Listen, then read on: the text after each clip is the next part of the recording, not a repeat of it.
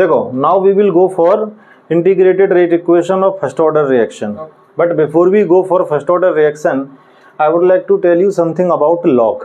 Log के बारे में थोड़ा बता देता हूँ क्योंकि वो फर्स्ट ऑर्डर के डेरिवेशन में काम आने वाला है, थोड़ा सा जान लीजिए।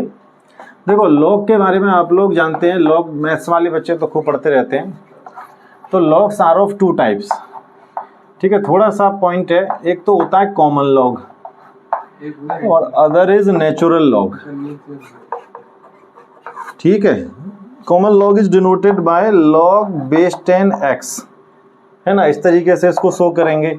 और it is shown log base ex, इसको ऐसे शो करते हैं, बेस ई रहता है। अब यहाँ पे मैं बेस 10 नहीं भी लिखूँ तो भी 10 है, वहाँ पे अंडरस्टूड है ये, नहीं वहाँ पे ई है तो ये नेचुरल हो जाता है। It is also denoted as ln(x), ln माने l means log, n means natural log, ठीक है। अब इन दोनों में हमें रिलेशन देखना है, तो रिलेशन क्या है दोनों में वो समझ लीजिए। तो रिलेशन होता है इसका ln e ln x is equal to, ये नेचुरल लॉग है तो natural log is equal to 2.303 log base 10x। This relation is used in our derivation, अभी हम करने वाले हैं, ठीक है। तो दो तरह के लॉग हैं, common log, natural log. Common log log base 10x होता है और natural log is denoted by log base ex या ln x, और natural log is equal to 2.303 common log. कोई दिक्कत? तो इसे जरा साइड में कहीं नोट कर लो, then we will go for first order derivation. चलिए, now we are doing integrated rate equation for first order reaction, ठीक है जी। देखें जरा इधर, बिल्कुल उसी की तरह शुरू करना है। कंसीडर अ रिएक्शन, एक रिएक्शन हमने कंसीडर कर लिया, इसे क्या बन रहा है इसमें b। t is equal to 0 पे हमने कितना ले लिया C0 और t is equal to t पे Ct। तो C0 initial concentration of reactant, Ct final concentration of reactant, ठीक है। अब अकॉर्डिंग टू रेट लॉ, अगर मैं रेट लॉ लिखूंगा तो क्या आएगा इसके लिए, rate directly proportional to concentration of a to the power 1। Power 1 क्यों है? क्योंकि रिएक्शन फर्स्ट ऑर्डर की है तो ऑर्डर तो 1 रखना ही पड़ेगा, 1 रहेगा। इसको हम क्या लिख सकते हैं, R is equal to K concentration of A, ठीक। अब अगर इस रिएक्शन के लिए मुझे रेट एक्सप्रेशन लिखने हो तो क्या लिखूंगा, तो ऑल रेट एक्सप्रेशन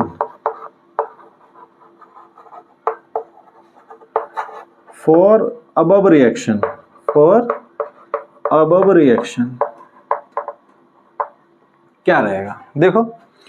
तो इसके लिए अगर मेरे को रेट एक्सप्रेशन लिखना है तो मैं ऐसे लिख सकता हूँ, रेट इज इक्वल टू, अगर रिएक्टेंट के टर्म्स में लिखूंगा तो माइनस dA/dt, प्रोडक्ट के टर्म्स में लिखूंगा तो क्या हो जाएगा dB/dt, या मैं R is equal to, R का फॉर्मूला पहले से ही मालूम है, रेट किसके बराबर है, K कॉन्सेंट्रेशन ऑफ A। अब इसमें से ये सब रेट है, ये भी रेट, इससे भी रेट निकलेगा रिएक्टेंट के टर्म्स में, इससे भी रेट निकलेगा, प्रोडक्ट के टर्म्स में निकाल लेंगे, इससे भी निकल ही आएगा। तो मैं इन दोनों को ले ले रहा हूँ, सब बराबर तो है ही। तो ये क्या हो जाएगा, minus dA/dt is equal to K concentration of A। मैं dt को इधर ले जा रहा हूँ, एक की जगह पे A को नीचे लेके आ रहा हूँ, कर सकते हैं। तो ये क्या हो जाएगा फाइनली, इंटीग्रेशन इंटीग्रेशन नहीं है अभी, माइनस dA/A, A आ जाएगा इधर, और ये क्या हो जाएगा K, dt को वहाँ ले गए तो ये क्या हो जाएगा K dt। कोई दिक्कत? अब मैं कर रहा हूँ, दोनों में इंटीग्रेशन ले रहे हैं, दोनों में इंटीग्रेशन, तो ये क्या हो जाएगा देखें सब। तो ऑन इंटीग्रेशन, आपको मालूम माइनस तो इंटीग्रेशन से बाहर ही रहेगा, तो ये क्या हो जाएगा इंटीग्रेशन dA/A, ठीक है जी। और इधर K बाहर रहेगा इंटीग्रेशन से, तो ये क्या हो जाएगा इंटीग्रेशन dt। लिमिट क्या रहेंगी बताओ, कॉन्सेंट्रेशन ऑफ A C0 से बढ़ के Ct हुई है घट के, तो C0 से Ct तक पहुंच गया, और टाइम कहाँ पहुंचा है 0 से t सेकंड तक, तो ये क्या हो जाएगा 0 से t। अब आपको एक फॉर्मूला यहाँ पता होना चाहिए कि integration dx/x is equal to ln x, ln minus natural log, ठीक है। तो ये क्या हो जाएगा इंटीग्रेशन dA/A की जगह पे आ जाएगा ln A, है ना, माइनस तो बाहर रहेगा ही, ये क्या हो जाएगा ln A, और ए की जो लिमिट्स हैं वो क्या हो जाएंगी, C0 से CT, इस तरीके से हो जाएगा ये, ठीक है। तो integration dx upon x is equal to ln x, तो इसकी जगह पे क्या आ गया ln a, और a की लिमिट हो गई C0 से CT, और ऊपर क्या हो जाएगा, पूरा सोल्व कर देते हैं, तो ये हो जाएगा k और t, और पावर लिमिट हो गई इतना, ठीक है। अब ये इसको हम कैसे करेंगे, तो माइनस को तो बाहर ही रखते हैं, ये हो जाएगा ln CT minus ln C0। अब जो बायो वाले बच्चे हैं वो सीधा याद रख लेंगे, कैसे, ln CT minus ln C0। नहीं, अब ये मैथ्स वाले बच्चों को तो आसान लगता है, इसमें क्या, इसमें तो कुछ है ही नहीं, बायो वालों ने थोड़ी लॉग पढ़ रखे हैं, हाँ इतना नहीं है फिर भी, तो वो क्या करेगा ln CT minus ln C0, तो ये सीधा याद रखना पड़ेगा बायो वालों को तो। और ये क्या हो जाएगा k t माइनस 0। अब इसको मैं माइनस लगाऊंगा तो ये माइनस का हो जाएगा, ये प्लस का हो जाएगा, प्लस वाले को आगे ले लेते हैं, तो क्या हो जाएगा ln C0 minus ln CT, सही है ना, प्लस वाले को आगे ले लिया, मैं इसको पीछे, और ये क्या हो जाएगा इधर kt। तो दिस इज द फॉर्मूला, लेकिन ये फाइनल फॉर्मूला नहीं है, but this formula is used for various purposes, ठीक है। अब आगे बढ़ते हैं, ln C0 is equal to क्या हो जाएगा 2.303 log C0, बोलो भाई, हम रिलेशन बता चुके हैं नेचुरल लॉग और लॉग में, और ये क्या हो जाएगा minus 2.303 log CT is equal to KT। मैं यहाँ पे 2.303 को कॉमन ले लूँ तो ये क्या बचेगा log C0 minus log CT is equal to KT। ये क्या हो जाएगा 2.303 log C0 upon CT is equal to KT। अगर मेरे को K बताना है K, ठीक है, तो T कहाँ आ जाएगा डिवाइड में, तो K इज इक्वल टू क्या हो जाएगा 2.303 अपॉन T आ जाएगा ना इसके नीचे, और बाकी सब log C0 अपॉन CT, तो ये आ गया आपका फॉर्मूला। अगर मुझे T बताना हो तो K आ जाएगा इधर नीचे, ठीक है, तो मैं इसको इधर लिख देता हूँ, T इज इक्वल टू क्या हो जाएगा 2.303 upon K log C0 upon CT, ठीक है। सो दिस फॉर्मूले आर वेरी वेरी इंपॉर्टेंट, ठीक है। ये हो गए फर्स्ट ऑर्डर के फॉर्मूले हो गए, न्यूमेरिकल्स बहुत सारे होने वाले हैं इससे, ठीक है, हाँ कभी कभी आ जाता है। अच्छा, एक बात का और ध्यान रखना है आपको कि देखो इंटीग्रेटेड रेट इक्वेशन ये फर्स्ट ऑर्डर का हो गया, जीरो ऑर्डर का अभी कराया था, इन दोनों में से किसी एक पे बेस्ड न्यूमेरिकल तो पेपर में आना ही आना है हर साल, almost every year it comes, ठीक है। अच्छा, हम आगे बढ़ते हैं, देखो if C0 is equal to A मान लें, पहले की तरह कर रहे हैं, हाँ। अब suppose X of reactant A has changed into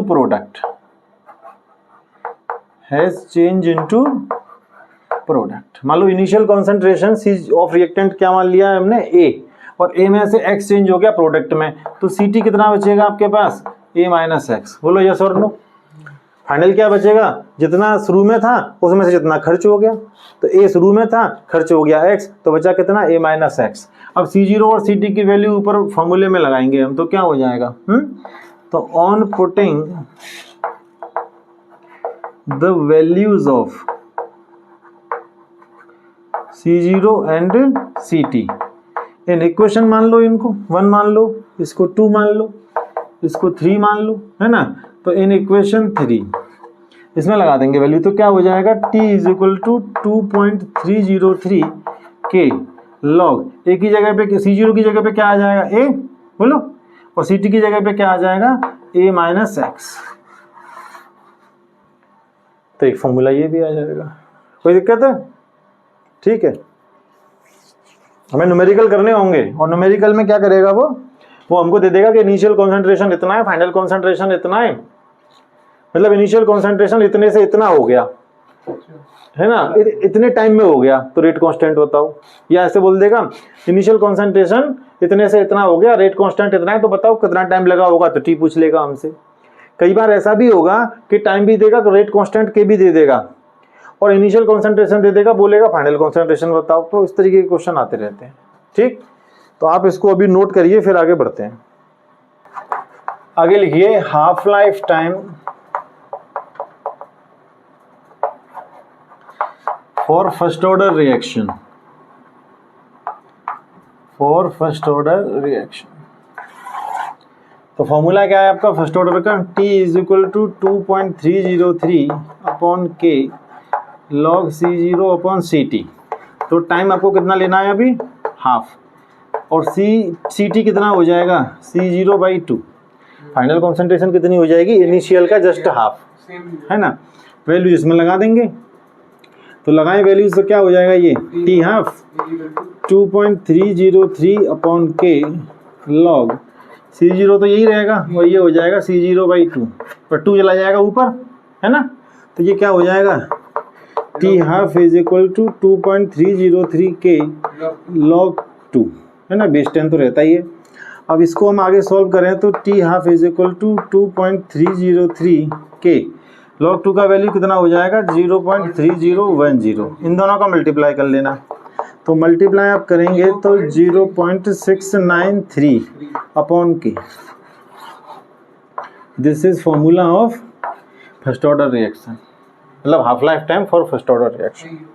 अगर मैं चाहूँ तो यहीं से थोड़ा और चेंज कर सकता था, 2.303 log 2 को मैं ln2 भी तो लिख सकता हूँ भाई, नेचुरल लॉग हो जाएगा, उल्टा कर दो उसको, तो ये क्या बन जाएगा T half is equal to ln2 upon K, तो ये भी बन सकता है, ठीक है। So this formula is very important. अच्छा, इस फॉर्मूले से एक चीज़ तो क्लियर है, इसके नीचे आप लिखेंगे पॉइंट, मैं यहाँ लिख दे रहा हूँ, by above formula it is clear that for first order reaction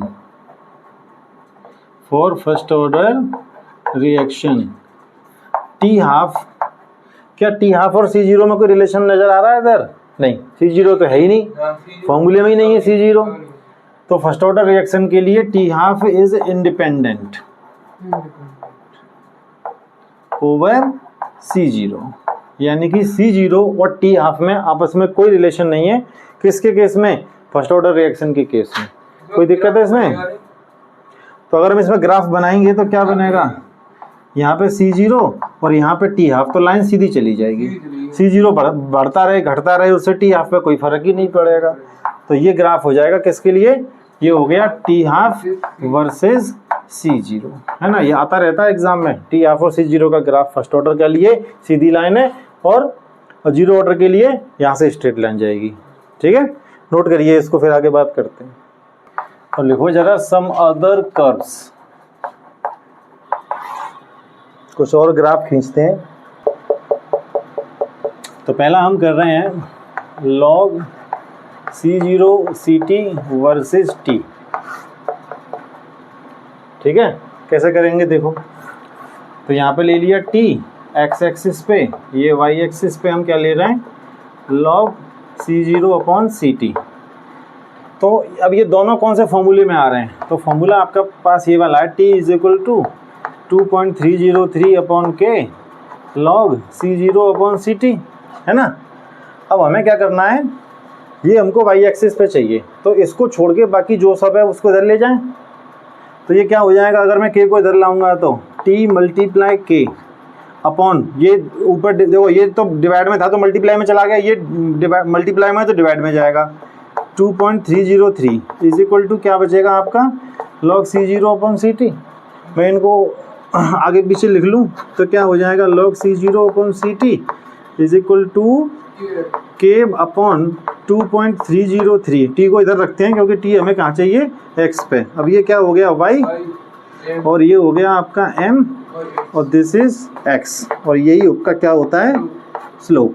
तो y is equal to m x plus c में हमने इसको कन्वर्ट कर लिया, C0 हो जाएगा। तो ये क्या बन जाएगा इस तरीके से, क्योंकि स्लोप आपका कैसा है पॉजिटिव, 0 से शुरू हो जाएगा, ठीक है, इंटरसेप्ट कुछ है ही नहीं। तो स्लोप इज इक्वल टू क्या होगा k अपॉन 2.303। कोई दिक्कत? एक और कर रहे हैं, चलो, ये सब NCERT में गिवन है, LNCT, है ना, ये t जो है सब सफिक्स में आएंगे, वर्सेस t। इसको देखो जरा, देखो LNCT हाँ टी इधर ले रहे हैं और इधर ले रहे हैं LNCT, ठीक है, this is X axis Y. अब इसमें फॉर्मूला पढ़ा था ln वाला फॉर्मूला देखो, इक्वेशन नंबर 1 है डेरिवेशन में, LNC0 minus LNCT is equal to KT, ठीक है। मुझे LNCT चाहिए वाई एक्सिस पे और LNCT मेरे को प्लस का चाहिए, तो मैं इसको इधर ले जाऊँ तो प्लस का हो जाएगा और KT को इधर ले आऊँ तो माइनस का हो जाएगा। तो ये हो जाएगा LNC0 minus KT is equal to LNCT, ठीक है। तो अब हम क्या करेंगे, इसको आगे पीछे लिख लें, तो ये हो जाएगा LNCT इज इक्वल टू LNC0 माइनस KT, लेकिन हमें y is equal to mx plus c की फॉर्म में लाना है, तो KT को इधर लाना पड़ेगा, LNC0 को इधर ले जाना पड़ेगा।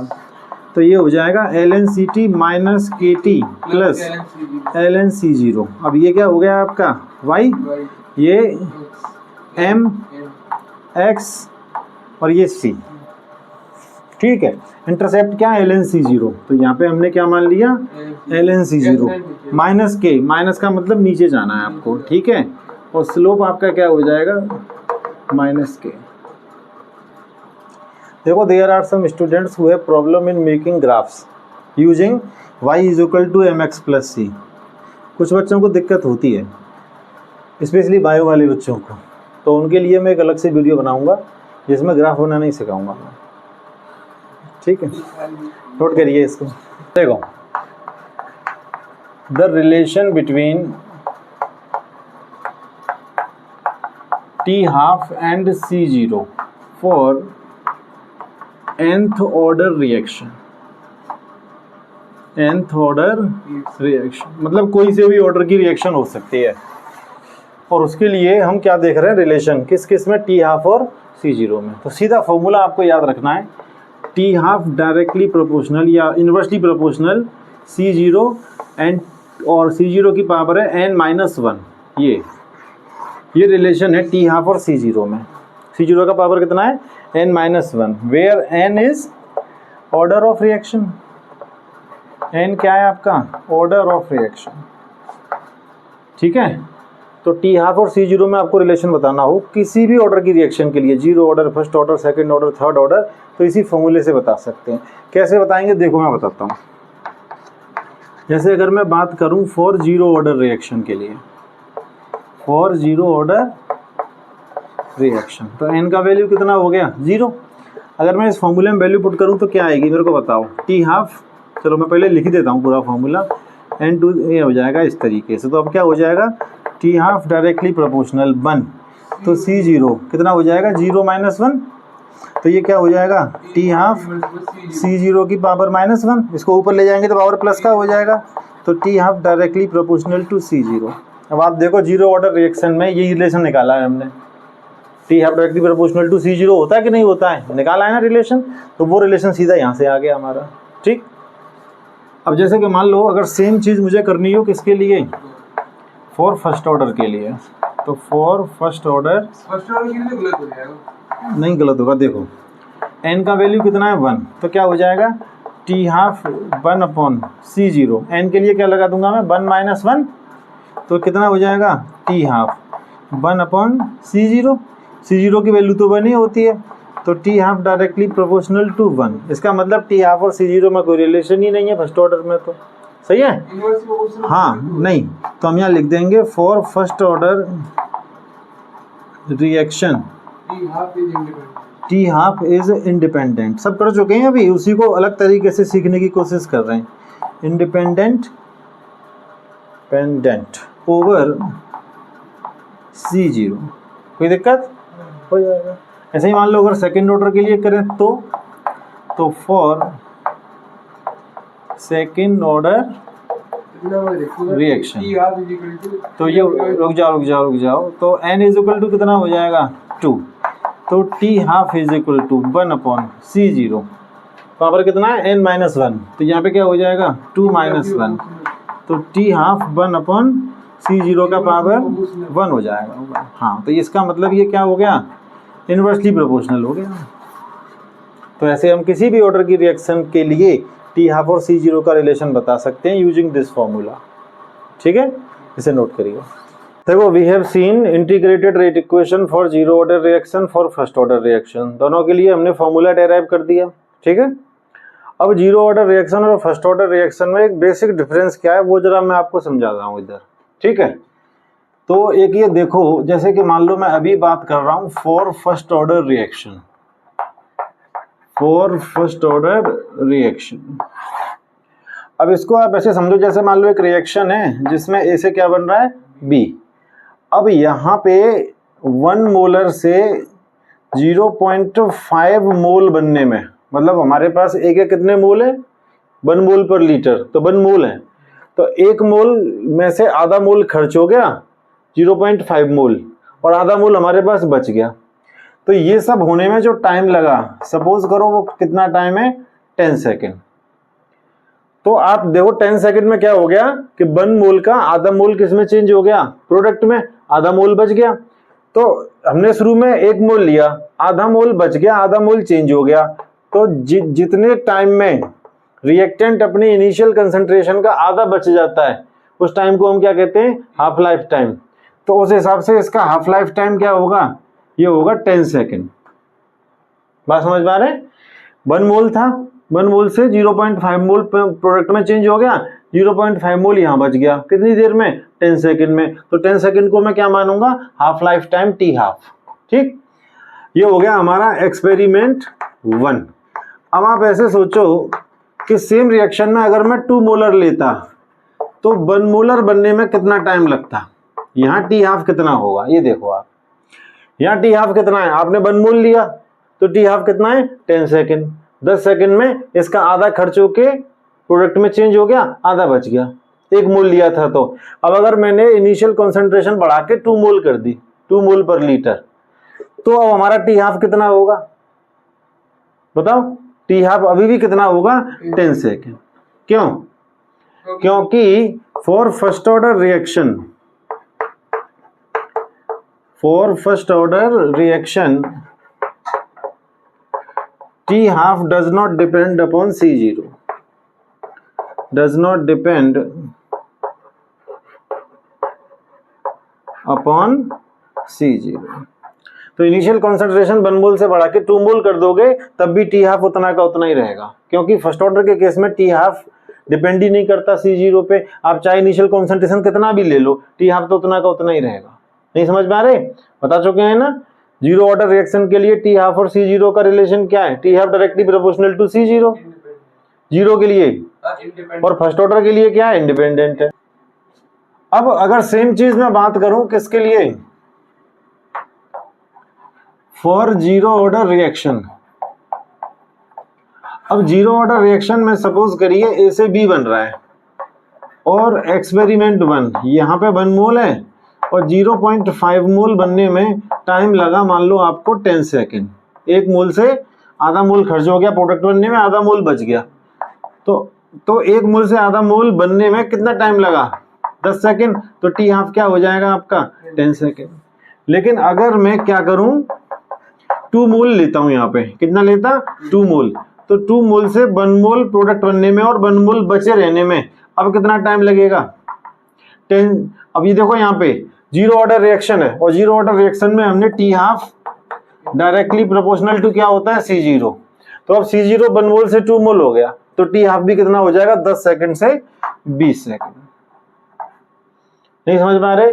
तो अगर रिएक्शन फर्स्ट ऑर्डर की है तो इनिशियल कॉन्सेंट्रेशन ऑफ रिएक्टेंट बदल भी जाएगा ना, बढ़ जाए घट जाए कुछ भी हो जाए तो टी हाफ उतना का उतना ही रहेगा। लेकिन अगर जीरो ऑर्डर की रिएक्शन है तो अगर initial concentration of reactant change होगा तो उसी हिसाब से हमारा टी हाफ भी चेंज हो जाएगा, क्योंकि T half directly proportional to C0 होता है। Because for zero order reaction T half directly proportional to C0। ठीक है, तो कंक्लूजन क्लियर है कि अगर फर्स्ट ऑर्डर रिएक्शन है और उसमें initial concentration of reactant change होगा तो टी हाफ चेंज नहीं होगा। लेकिन जीरो ऑर्डर रिएक्शन में along with the changing initial concentration of reactant T half will also change। ठीक, नोट करो इसको, फिर आगे बढ़ेंगे। देखो एक चीज और समझिए, जैसे मैं अगर अभी बात कर रहा हूं फर्स्ट ऑर्डर रिएक्शन के लिए, for first order reaction. Suppose करो हमने किसी भी रिएक्टेंट का 100 ग्राम लिया है, we have taken 100 gram of any reactant.